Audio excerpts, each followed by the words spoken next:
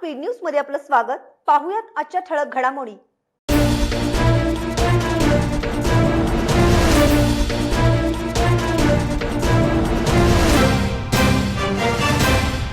दीड दिवसाच्या बाप्पाला निरोप, भाविकांनी गणरायाचं केलं कृत्रिम कुंडात विसर्जन।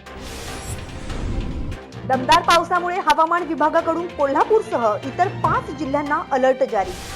आणि कराडच्या अट्टल मोटरसायकल चोरट्यास कोल्हापुरात अटक, 2 लाखांच्या 5 मोटरसायकली जप्त, स्थानिक गुन्हे अन्वेषण शाखेची कारवाई।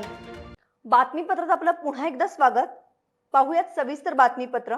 पाहता पाहता गणेशोत्सवाचा दिवस उजाडला आणि 1.5 दिवसांच्या बाप्पाची निरोप घेण्याची वेळ आली। शुक्रवारी गणेश चतुर्थीच्या निमित्ताने घरोघरी आणि सार्वजनिक उत्सव मंडळामध्ये गणपतीची प्रतिष्ठापना करण्यात आली। मनोभावे पूजा अर्चा केल्यानंतर शनिवारी 1.5 दिवसांच्या गणपतीचं विसर्जन करण्यात आले। घरी आलेला सर्वांचाच लाडका पाहुणा 1.5 दिवसांचा पाहुणचार घेऊन आता आपल्या गावी पुन्हा गेला। गणपती बाप्पा मोरया, पुढल्या वर्षी लवकर याच्या गजरात घरगुती गणपतीचं विसर्जन करण्यात आलंय। या विसर्जन सोहळ्यासाठी कोल्हापुरातील चौकाचौकात कडेकोट व्यवस्था करण्यात आली होती। कोणताही अनुचित प्रकार घडू नये यासाठी मोठ्या संख्येने पोलीस बंदोबस्त तैनात करण्यात आला होता। शहरामध्ये व प्रभागामध्ये ठिकठिकाणी विसर्जनासाठी महापालिकेमार्फत 160 कृत्रिम विसर्जन कुंड ठेवले होते। पर्यावरण संवर्धनाच्या दृष्टीने कुंडामध्ये विसर्जन करण्याचं आवाहन प्रशासनाकडून करण्यात आलं होतं। 1.5 दिवसांच्या बाप्पाच्या विसर्जनाला दिवसाचीही रिमझिम सुरू होती। भक्तिमय वातावरणात 1.5 दिवसाच्या बाप्पाला निरोप देण्यात आलाय। एकंदरीतच गणेशोत्सवाची धूम सर्वत्र पाहायला मिळत आहे। कॅमेरामॅन सर्वेश उरुणकरसह अर्पणा माने।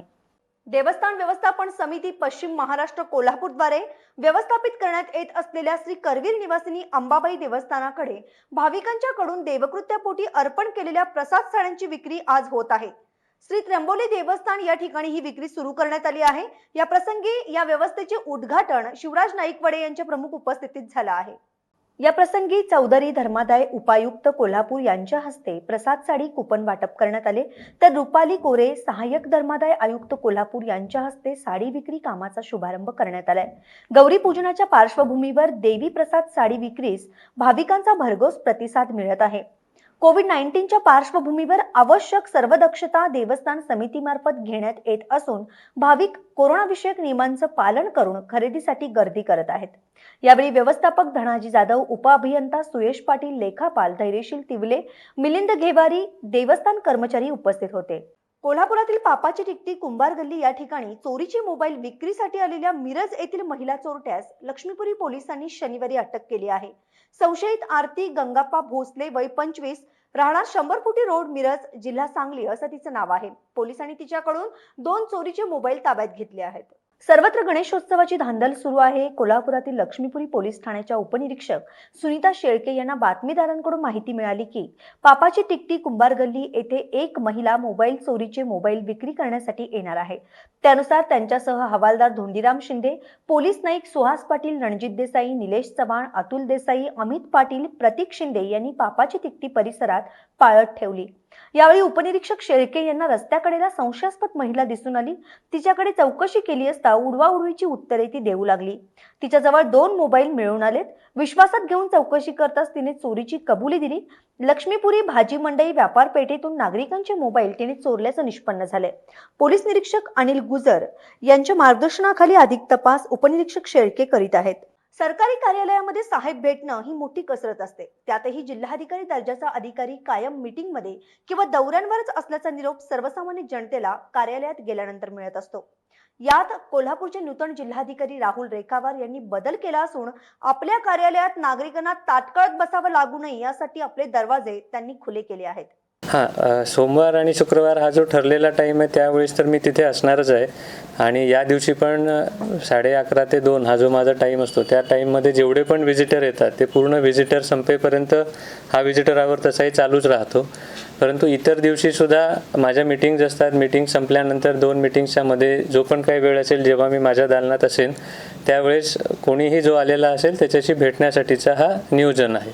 त्यामुळे मीटिंग्स तर मला घ्याव्याच लागतील, त्या तर चालूच राहतील, परंतु त्या व्यतिरिक्त जेवढा पण वेळ मी माझ्या दालनात असेल तेव्हा कोणीही येऊन मला भेटू शकेल आणि मी पण पूर्ण प्रयत्न करीन त्या सर्वांना भेटण्याचा आणि त्यांची समस्या सोडवण्याचा। गेल्या काही दिवसांपासून राज्यात पावसाने दमदार हजेरी लावली आहे. त्यानंतर आज पश्चिम महाराष्ट्र आणि कोकणमध्ये मुसळधार पाऊस पडताना दिसत आहे. हवामान विभागाने राज्यातील काही जिल्ह्यांना अलर्ट जारी केला आहे. आज कोकण आणि घाट परिसरात अनेक ठिकाणी जोरदार पावसाची शक्यता हवामान खात्याकडून वर्तवण्यात आली आहे. आज पुणे, सातारा, कोल्हापूर, रायगड, रत्नागिरी आणि सिंधुदुर्ग या 6 जिल्ह्यांना हवामान खात्यानं येलो अलर्ट जारी केलाय. येत्या 24 तासात ठिकठिकाणी वेगवान वाऱ्याच्या साथीनं मुसळधार पावसाची शक्यता आहे.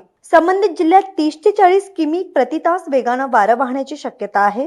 दरम्यान मराठवाड्यात ढगफुटी सदृश्य कोसळलेल्या पावसामुळे शेतकऱ्यांचं अतोनात नुकसान झालंय. कोरोनाच्या अनुषंगाने दिलेल्या मार्गदर्शक सूचनांचा भंग करून साऊंड सिस्टीम लावल्याप्रकरणी शहरातील 2 मंडळांसह पदाधिकाऱ्यांवर गुन्हे दाखल केले आहेत. यात छत्रपती शिवाजी चौक तरुण मंडळाचे अध्यक्ष नंदकुमार वळुंज यांच्यासह 125 कार्यकर्त्यांवर लक्ष्मीपुरी पोलिसात तर राजारामपुरी पोलीस ठाण्यात 12व्या गल्लीतील गणेश तरुण मंडळाच्या अध्यक्ष उपाध्यक्षांच्या वरती गुन्हा दाखल केला आहे.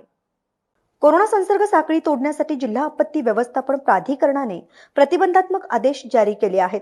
तसेच गणेशोत्सवात आगमन व विसर्जन मिरवणुका काढू नयेत अशा सूचना त्यांनी दिल्या आहेत. या आदेशाचा भंग करून छत्रपती शिवाजी महाराज चौक तरुण मंडळाने सायंकाळी मिरवणूक काढली. या प्रकरणी लक्ष्मीपुरी पोलिसांनी नंदकुमार वळंजू, सुहास भेंडे, दीपक गाडवे, नंदकिशोर जमदाडे, महम्मद पठाण, पंडितराव पोवार, प्रमोद सुतार, नितीन पाटील, प्रतीक ओतारी, अक्षय पाटील, आकाश चव्हाण, विवेक माळी यांच्यासह 100 ते 125 जणांच्या वरती गुन्हा दाखल केल्याचं पोलीस निरीक्षक अनिल गुजर यांनी सांगितलंय. आता वेळ झाली आहे छोट्याशा विश्रांतीची. तुम्ही पाहत राहा speed news live 24.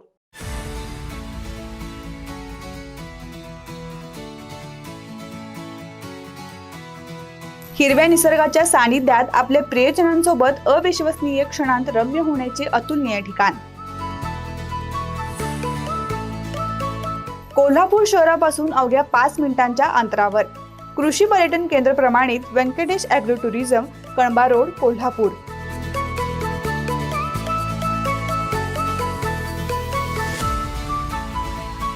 Venkatesh agro tourism, Kolhapur. संपर्क 9284890234 आणि 8999210023.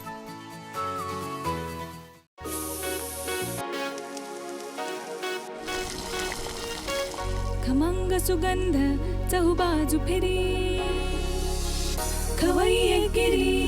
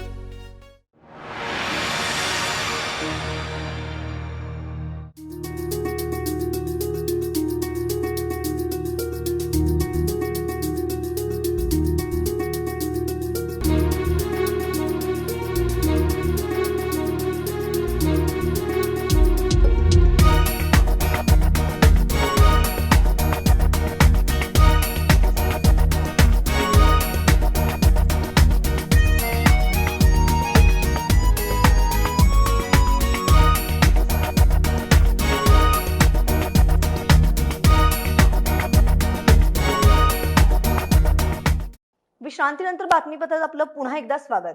साखर उद्योगाच्या क्षेत्रात कार्य करणाऱ्या मुंबई येथील टॅफलेट्स या संस्थेमार्फत कोल्हापूरच्या राजकीय, सहकार, सामाजिक आणि शैक्षणिक क्षेत्रातील तरुण आश्वासक नेतृत्व जिल्हा परिषद सदस्य राहुल आवाडे यांना sugar youth star of the year 2021 हा पुरस्कार जाहीर झाला आहे. कोल्हापूर, सांगली, सातारा, कराड आदी शहरात मोटरसायकल चोरीचा धुमाकूळ घालणाऱ्या सराईत चोरट्याला स्थानिक गुन्हे शाखेच्या पथकाने शनिवारी अटक केली आहे. संशयित आकाश उर्फ सोन्या आनंदा पाटसुपे वय 28 राहणार मुजावर कॉलनी मार्केट यार्ड तालुका कराड जिल्हा सातारा असं त्याचं नाव आहे. कोल्हापूरच्या आरळे तालुका पन्हाळा परिसरात संशयितरित्या फिरत असताना तो पोलिसांना मिळून आला. त्याच्या ताब्यातून 2,10,000 किमतीच्या 5 मोटरसायकली जप्त केल्या आहेत. पाटसुपे हा सराईत गुन्हेगार असून त्याच्याकडून आणखी काही गुन्हे उघडकीस येण्याची शक्यता आहे, अशी माहिती पोलीस निरीक्षक प्रमोद जाधव यांनी दिली आहे. कोल्हापूर जिल्ह्यात सातत्याने होत असलेल्या मोटरसायकल चोरीच्या गुन्ह्यांना चाप लावण्यासाठी स्थानिक गुन्हे शाखेच्या पथकांना अलर्ट राहण्याचे आदेश दिले आहेत. त्यानुसार सहाय्यक फौजदार विजय गुरखे, चंदू ननवरे, सचिन देसाई, वसंत पिंगळे, कृष्णात पिंगळे, हिंदूराव केसरे, दीपक घोरपडे, सोमराज पाटील आदींना आरळे परिसरात पेट्रोलिंग करीत असताना संशयित आकाश पाटसुपे हा फिरताना आढळून आला. तो सातारा जिल्ह्यात रेकॉर्डवरील गुन्हेगार असून तो कराड शहर येथून मोटरसायकली चोरी करून कोल्हापुरात विक्री करीत होता. त्याच्यावर कराड पोलिसात 4 गुन्हे दाखल झाले आहेत.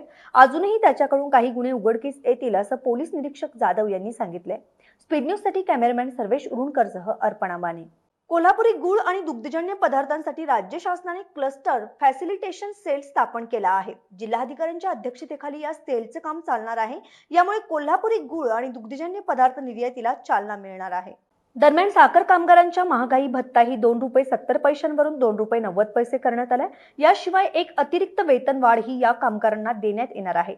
एका साखर कारखान्यांकडे सरासरी 500 कामगार आहेत. या प्रत्येक कामगारांच्या पगारात नव्या निर्णयाने महिन्याला किमान 2,500ची वाढ होणार आहे. 500 कामगारांच्या पगारापोटी महिन्याला सुमारे 10.5 लाख तर वर्षाला 1.5 कोटी रुपयांची तरतूद कारखान्यांना करावी लागणार आहे. जिल्ह्यात शुक्रवारी दिवसभर पावसाची उघडझाप राहिली. अधूनमधून जोरदार सरी कोसळत असल्याने सगळीकडे पाणीच पाणी झालं आहे. धरण क्षेत्रात ही जोरदार पाऊस असल्याने नद्यांच्या पाणी पातळीत वाढ होत आहे. गुरुवारच्या तुलनेत शुक्रवारी पंचगंगा नदीच्या पाणी पातळीत तब्बल 2 फुटांनी वाढ झाली आहे.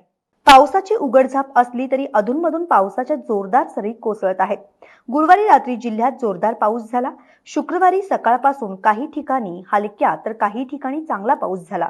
धरण क्षेत्रात ही सरासरी 65 मीटरपेक्षा अधिक पाऊस असल्यामुळे धरणातून विसर्ग सुरू आहे. शुक्रवारी सकाळी 8 वाजता संपलेल्या 24 तासात पंचगंगेची पातळी 25.4 फुटांवर राहिली. 16 बंधारे पाण्याखाली असून या मार्गातील वाहतूक विस्कळीत झाली आहे. आता वेळ झाली आहे बातमीपत्र तिथेच थांबण्याची. पुन्हा उद्या भेटूयात नवीन ताज्या बातम्यांसह. तुम्ही पाहत राहा speed news live 24. Stay live stay update. तर अशाच ताज्या अपडेट्ससाठी स्पीड न्यूज लाईव्ह 24 चॅनेलला सबस्क्राईब करा आणि बेल आयकॉनवर प्रेस करा.